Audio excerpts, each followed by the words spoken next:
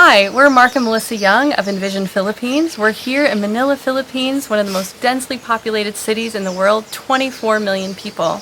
Our ministry is partnered with a local CNMA church, and together we're focused on urban poor ministry. So like you, we're in a lockdown. It's a very severe lockdown, actually, across the whole island of Luzon. And one of the challenges we have is that the community that we serve is disproportionately impacted. The lockdown means they can't work. And if they can't work, they can't feed their families. And so just imagine a very densely populated community, 10 by 10 home, 15 people, 100 degrees out, and you're really, really hungry and you haven't eaten for 2, 3, 4, 5 days. And you keep hearing things about food coming in, but it's not happening. And so what we're seeing is frustration and anger. We're also seeing the church begin to shine. One of the goals that we have is to, through the church, feed as many in the community that we can. To date, we've been able to feed about 2,000 people, and we hope to continue to do that over the next few months. We've really been inspired by the action of the local church into their communities. We're seeing the pastors and their wives and the leaders all go into homes praying for people, helping to distribute food. It really is a blessing both to us, but also the communities that they work in.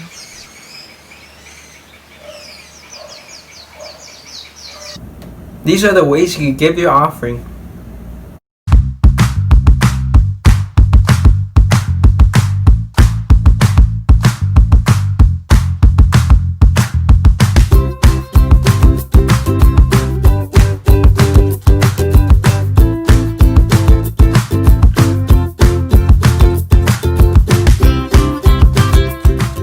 ¿Qué estás esperando? ¡Únete!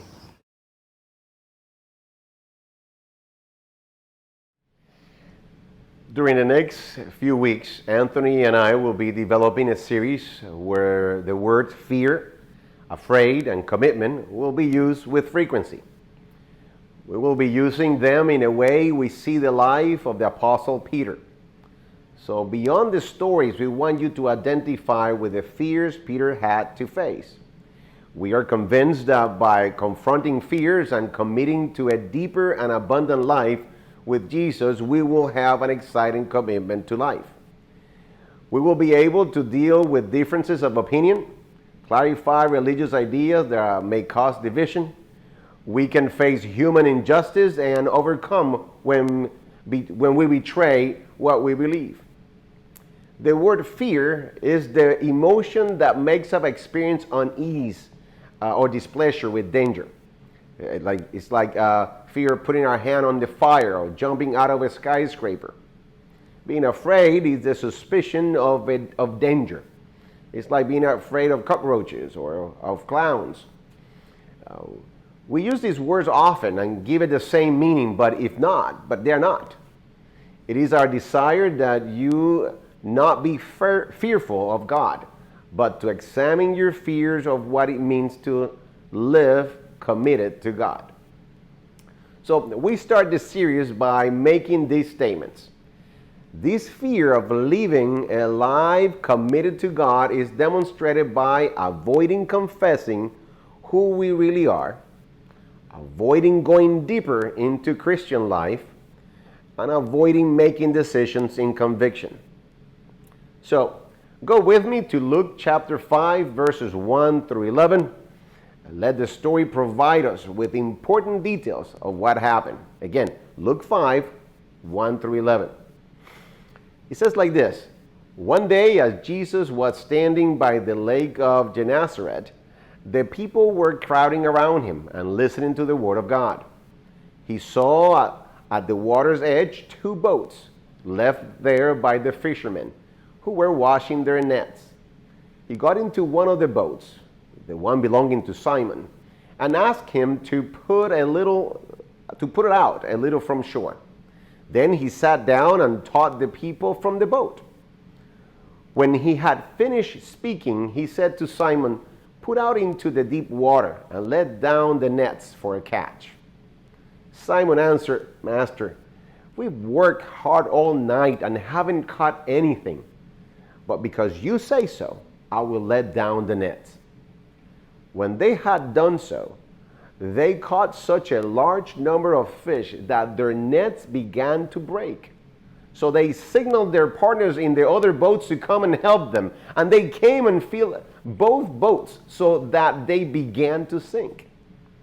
When Simon Peter saw this, he fell at Jesus' knees and said, "Go away from me, Lord. I am a sinful man." For he and all of his companions were astonished at the catch of fish they had taken. And so were James and John, Simon's partners. Then Jesus said to Simon, "Don't be afraid. From now on you will fish for people." So they pulled their boats up on shore, left everything, and followed him. Oh, you may be saying, I know, Pastor. We have to be fishermen of men. The answer is yes, but that's not what I want you to remember from this teaching. For Jesus to make that statement, things happened that show that Peter had to face fears. His fears first. And Jesus tells him, "Don't be afraid." To live a life committed to God begins by confessing to Jesus who we truly are. That is very difficult, even for us as believers. The fear of living a life committed to God is demonstrated by avoiding confessing who we really are. So let's delve into this a little bit more. Let's look at what happened on that lake of Galilee. Jesus asked Simon for a favor. Simon had no problem facilitating Jesus his boat to create a safe place and a convenient place to preach from. But when Jesus uses Simon's skills and his ship to demonstrate divine power and authority, when Jesus makes the nets of Simon's ship filled with fish, almost to the point where they break and almost sinking the boat, Simon suddenly realizes that the man he has on board his ship is not just a talented preacher or a good teacher. Suddenly Simon realizes that there is an eternal difference that separates him from that man named Jesus. And he, Simon, separates himself from Jesus, shouting, "Get away from me, Lord, for I am a sinful man." Verse 8. Are you following some of this? You see what is happening here? See, that style of confession is not heard very often nowadays. When Simon fell to his knees and confessed, "I am a sinful man," he said, he revealed that he was living day by day. And I'm going to use some strong words here. Remember, Simon knelt, it was a very emotional moment for him. Simon realized that he was just hanging on, that he was just an spectator, that he was just happy with what he knew and believed. He was comfortable. It is when he hears Jesus preach that he realized that he was not on the boat just to listen. That after listening to Jesus and seeing what he could do, he, Simon, was nothing in comparison.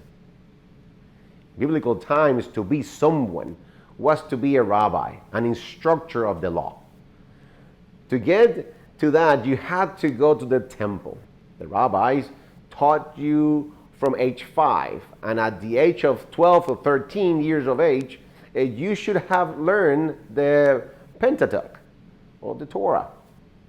That contains about 613 commandments, and is the context of all the Jewish law and traditions. If you passed the test, you could go on. But if you did not, then you became a carpenter, a fisherman. As you spend the years, you were gaining skills from your parents. But as you continue to learn, about age 30, you took the final exam that made you teacher, which contained everything you learned from the Talmud. That were the comments of the Torah.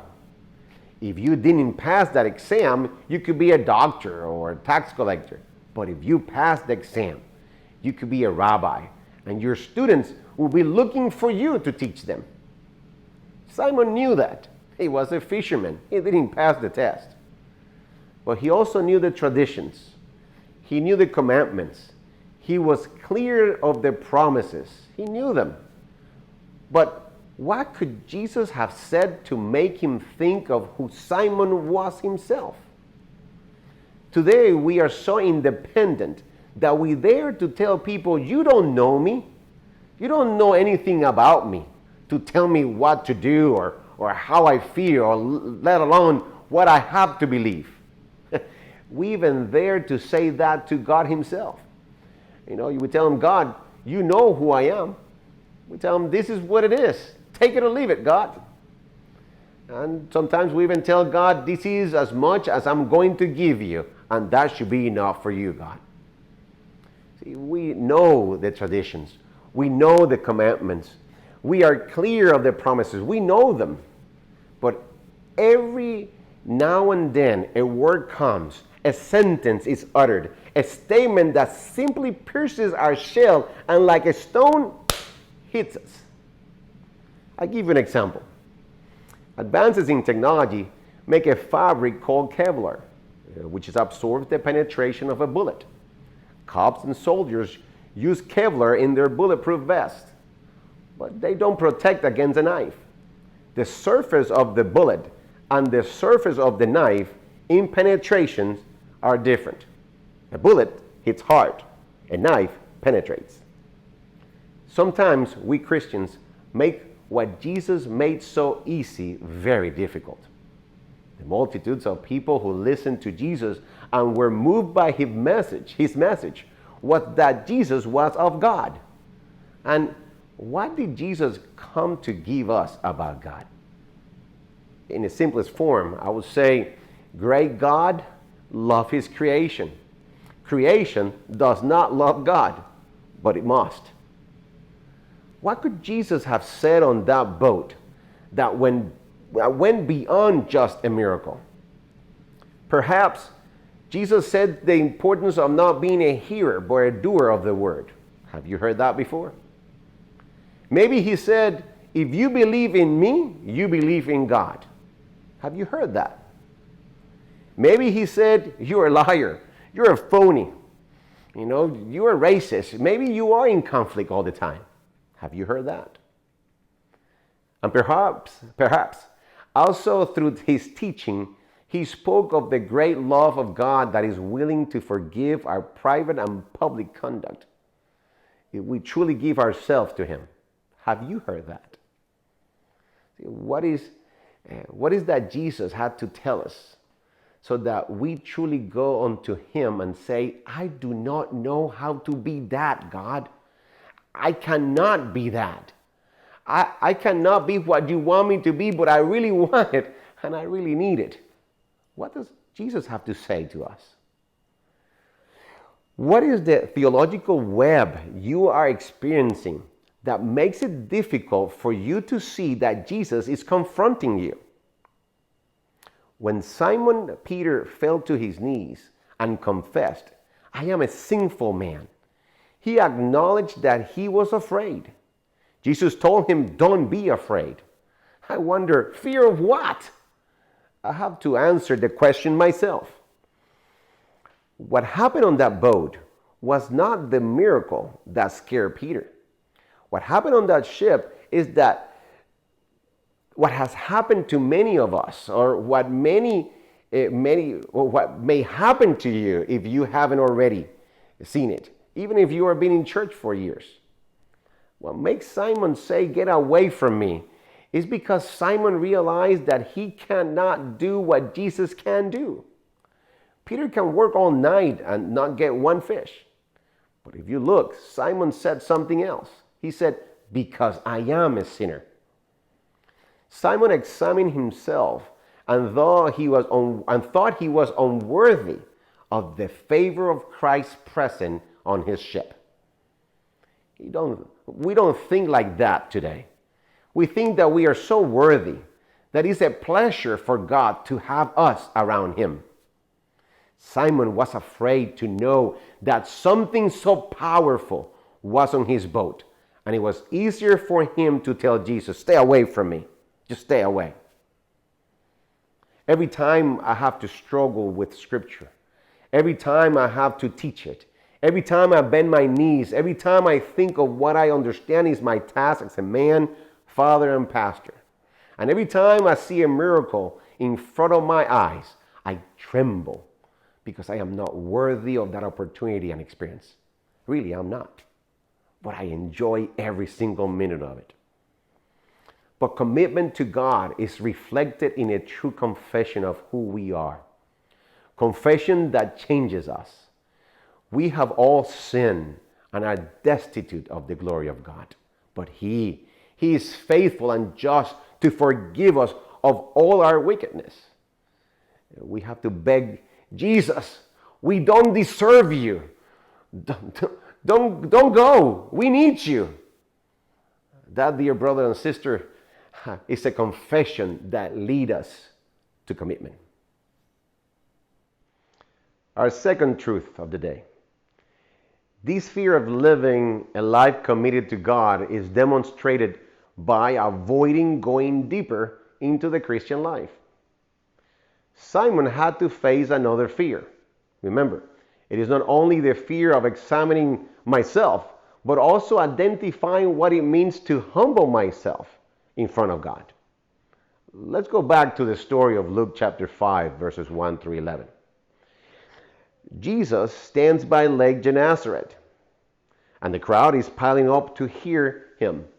Jesus may have seen the fishermen, and when he reaches the shore of the lake, he sees two boats. They're empty, and the fishermen washing their nets. They're done for the day. Jesus gets into one of the ships, the boats, the one that belongs to Simon, and asks him to push the ship away from the shore. There, Jesus keeps a safe distance from the crowd and teaches them. Verses 1 to 3. When Jesus is done, he decides to extend his lesson by making an object lesson. We can't forget that the crowd was still on the shore. So Jesus decides that the illustration will be with Simon on his boat. So he asks Simon, "Go out into the deep waters and lower the nets to fish." Verse 4. Jesus doesn't say, hey Simon, it's kind of shallow here, so let's try this. Let's go to the deep end to see what happens. Jesus is asking Simon to do something Simon tells him he's been doing all night. In other words, Jesus, the teacher, is telling the fisherman what to do. When the fisherman has been doing it the way he knows how to do it, and he had no result. Has that ever happened to you? Does your mother-in-law ever tell you how to make your husband's favorite dish? Does your 6-month supervisor ever tell you how to do your job that you've been doing for over 2 years? Is God ever telling you to confront the sin in your life or that of a person near you? How do you feel about that?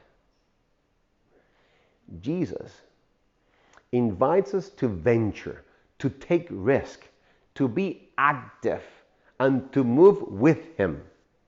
He invites the boat owner who is comfortable sitting there listening and helping in whatever he can to do something. He's asking to do something, to go in the deep and not on the shallow end. It's kind of funny what Simon tells him. He said, "Teacher, we've worked all night, but we haven't caught anything." Simon's statement kind of tells us, I know what to do. I am the fisherman. I own the boat. I already tried it and didn't catch anything. It seems that Simon is saying, here in the shallow end, I like it best. This is where we need to be. This is where I'm comfortable. This is where I like it. Let me be. But Jesus, my question is, what did Jesus teach on that boat? That part of the application was going deeper into the lake, longer on the boat, more task of dealing with nets that were already clean and collected. Do you understand? Jesus is asking a lot. Beyond time, he is calling for commitment, and that commitment is carried out in the deep. To our surprise, Simon apparently understood what was said on that boat. And Simon said, if you say so, I'm going to do it. The Christian life is not being more spiritual than someone else. Christian life is the experience of living with Christ. For that, you have to listen to Jesus. You have to talk to him. You have to experience him. And even if you don't think so, you even have to obey him. That sounds nice, right? So spiritual. Today, we don't have Jesus physically in front of us. We cannot send him an email or do FaceTime with him. That's why we have to delve into what we believe in. Being able to say, although I would like to stay here, I am willing to go deeper. Are you noticing Peter's fear here? Are you seeing it? Are you catching it? To do what Jesus says, I have to do something that if it were up to me, I would not do. The going deeper in this case was kind of clear. Jesus said, let's go fishing. The result was that fishermen caught so many fish that their net started to break. They asked other boats to come and help and ended up filling both boats to the point that they were starting to sink. Verses 6 and 7. The unexpected, incredible, and abundant results happened in front of their eyes. All because they were willing to follow the words of Jesus and explore the deep waters. See, that is the challenge for us today. To venture beyond just coming to church, beyond just a Bible study, beyond just relying on what I learned as a child or youth or from the Facebook preacher. Or too often, we are left close to the shore, safe and comfortable, when Jesus calls us to be active, adventurous, and willing to explore new areas of our lives as a result of obedience. That's where growth happens. That's where we can make amazing discoveries about ourselves and the world around us. Our fear is not just to think that we are not worthy of Jesus. Our fear is also to explore what we can do if we truly obey him. Knowing we have no control over what we already know how to do. That's a fear. What do you know about Jesus? What do you think of Jesus? On that boat, Simon didn't say, I'm going to follow you. He didn't say, count me in whatever you need.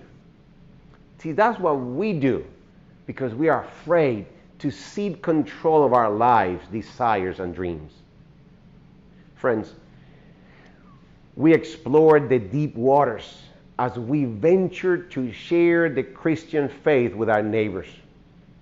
Jesus says, do not be afraid. From now on, you will catch the people. Verse 10. See, and this challenges us to reach out to our friends and neighbors with the message of the gospel. This is not a matter of being a preacher or missionary. It's a matter of what I learn, I share. See, that's great. That's the Great Commission at its best. Matthew 28, 18 through 20. It says, in a simple way, as I go, while I grow, while living the Christian life, I will walk in communities committed to share what I know so others can make a commitment to abundant life and get to do whatever Jesus says. Apart from coming to church, we have to move. We explore the deep waters as we embark on mission trips. When we commit to help move over 200 pounds in boxes and bags of 50 pounds of food that will feed people in the community.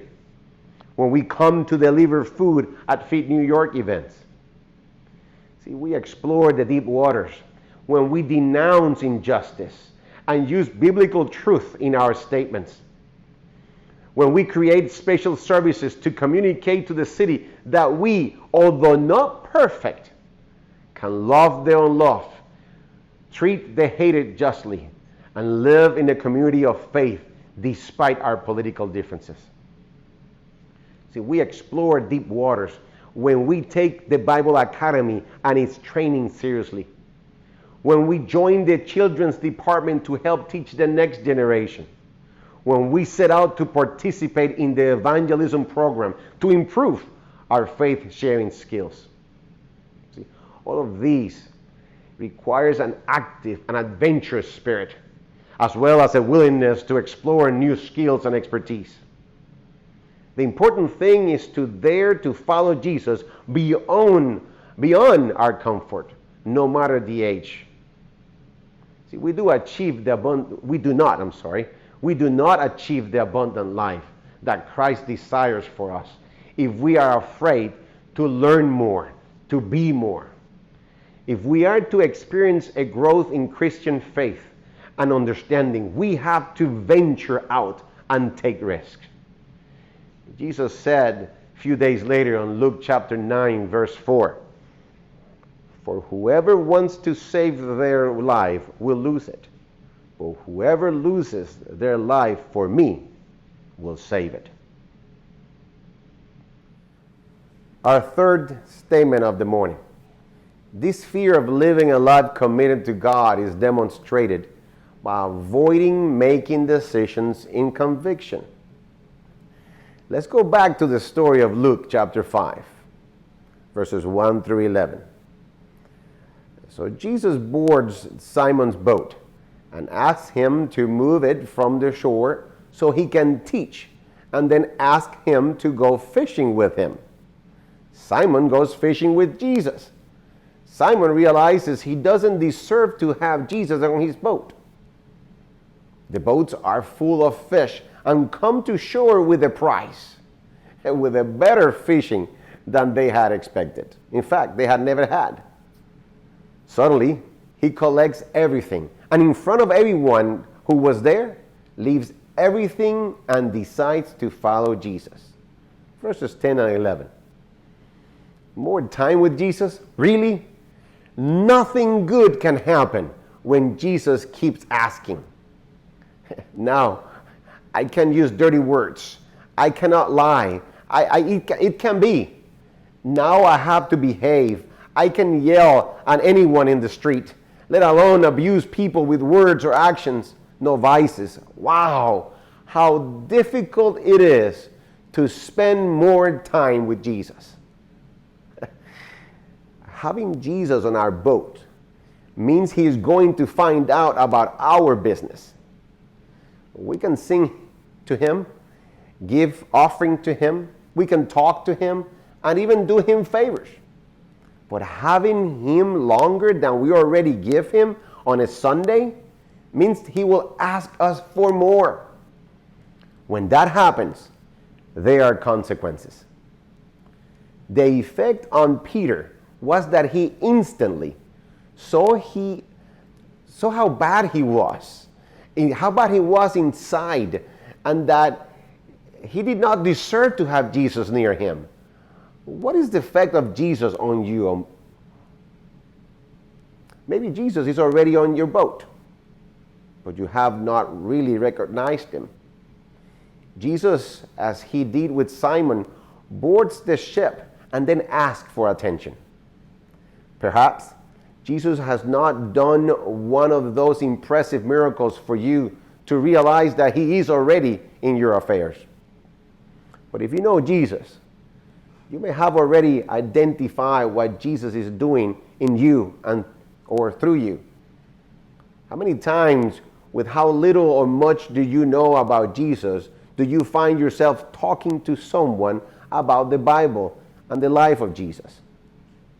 How many times does anyone you know have asked you to pray for them? Has anyone ever taken time to pray for you? Conviction is that certainty one has after one is convinced of something. I am certain, if I may give you an example, that I am saved because I have been honest with Jesus of my sin, and daily I find myself asking for forgiveness, not to save me, but to help me be a better man of God. I feel peace, and those who watch over me keep me focused on holding Him accountable. Because I accepted Him as my Savior. He's the only one I believe in. I am certain that God has called me to be a pastor because I love to share Jesus. That call has been confirmed by believers and non-believers, and I can identify it in my Christian journey. But those decisions were made with great difficulty. Commitment to God is made in conviction, with the certainty that's what needs to be done. Not because it feels good or a Bible verse or a pastor convinced me, but because by letting Jesus board my boat and ask me to go deep with Him and see the great fishing that He has made for me, I have nothing left to do but to follow Him. Like Simon Peter, when Jesus is in our boat, we will feel that we do not deserve His presence. We will be surprised to share with humans outside the church about Jesus and begin to learn and seek from God responsibly. We take learning from the Bible and serving seriously. We won't be making it up. We will not be guessing or creating new theories or doctrine just to satisfy our religious legalism. Suddenly, we start making decisions based on conviction that God is speaking. We submit to the authorities He has put into our lives. It gives us a different heart, a different mind. And it is that mind that helps us to face a cruel, lost, and needy society. We will understand peace like never before. And in the midst of great problems, we can make decisions that will honor God. See, in this story, Peter moved by making great decisions in conviction. And it was that conviction that led him to stay connected with Jesus. It was with humility and conviction that Peter instantly assimilated what was taught on that boat and says to Jesus, I am a sinful man. That simple fisherman was moved by the power of His presence and decides to do something truly impressive. And I wonder, if you were Peter and that Jesus throws a fortune in fish at your feet, and that same Jesus tells you to leave that fortune and change the course of your life by moving to do things that you have no experience doing, what would you do? What are the convictions, or what are your convictions now that you know more about Jesus? In front of a crowd, in front of a group of fishermen, and in front of a man named Simon, Jesus gave something that was not expected. Simon had to realize that if Jesus could do that, what more He could do. That's the beginning. Beyond that, what did Jesus say on that boat that led this man not only to go deep with Him, but also to leave everything and follow Jesus? I think if we look at what happened, Simon was able to analyze what he heard on that boat. Maybe it was something as obvious and as simple as, for God so loved the world that he gave his only Son, so much that all who believe in him may not perish, but have eternal life. Or maybe it was, blessed are those who hear the word of God and obey it. Or maybe it was another even simple statement. What is impossible for men, it is possible for God. Or maybe a simple phrase, follow me. Or maybe something a little bit deeper. I am the resurrection and the life. Those who believe in me, even if they die, shall live, and all who live and believe in me shall never die. Brethren, do you want to change the world? Do you want to change your community, your home, or your church? Start with your commitment to God by not being afraid to confess who you really are. By not being afraid to go deeper in your Christian life, and not to be afraid to make decisions with conviction. May God bless you as you stop being afraid.